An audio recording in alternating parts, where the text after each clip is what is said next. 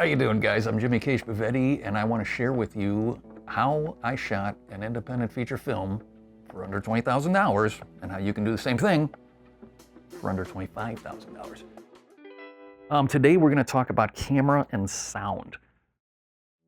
Personally, I would recommend having your camera person, sound person, and editor in place as soon as humanly possible. The way I did it was my director of photography / cinematographer was also the camera operator who provided his own equipment and was also in charge of lighting. So that's basically one person covering 3 positions right there. You don't need a gaffer. You don't need a grip. My apologies to all the gaffers and grips out there who are hearing this for the first time. I should also point out that you are the director. Do not pay for a director. It's your movie. You know what you want it to look like. And my best advice is just be organized. Don't be lazy. The rate I paid for my camera people was $175 a day. Most of those days didn't go longer than 6 hours. That's the big key here. Another important thing to mention is that we filmed the movie in the Chicagoland area. So if you're located in New York or California, you're probably not going to find people working for rates this low, but it doesn't hurt, to shop around. You want a multitasker on camera. You want someone who owns their own camera and their own lighting equipment. This way you avoid any kind of rental fees. I can't really give you a ton of advice on camera work because technically I didn't even touch a camera the entire time we shot Girl in a Refrigerator. I can tell you we used a Panasonic Lumix camera and a Sony A7 camera, and I believe there are a lot of different versions of those.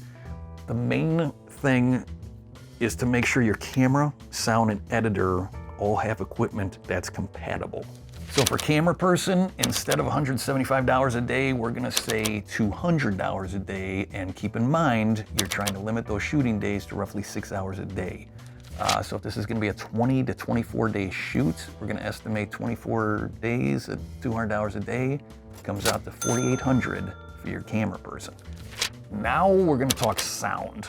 Sound is something you do not want to underestimate. We filmed across the street from railroad tracks with trains going in and out of the city of Chicago about every 30 minutes. We were also in the shadow of O'Hare International Airport with planes constantly flying overhead. And my sound guy still managed to pull off a pretty impressive performance. Do your research when you're looking for a sound person. Same with the camera. Review as many samples of their work as you can. If you think you found the right person for the job, go over the entire script with them. Have your sound person tell you how they plan to record everything. Are they gonna mic up the actors? Is it all boom mic? Is it both? And for your camera guy, get a copy of the storyboards and the script to them.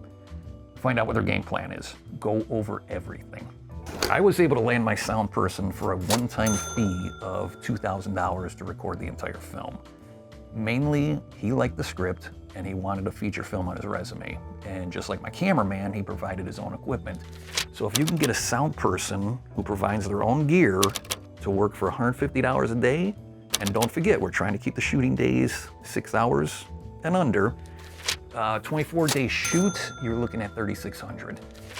Some of the sites that I would recommend where you can find sound and camera people in your area: Stage 32, Production Hub, and Mandy.com.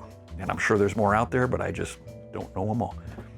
Another important note here is to pay your sound and camera person on every filming day. You write up a basic receipt stating that X amount of money was received on fill in the date to your camera / sound person from you, the producer.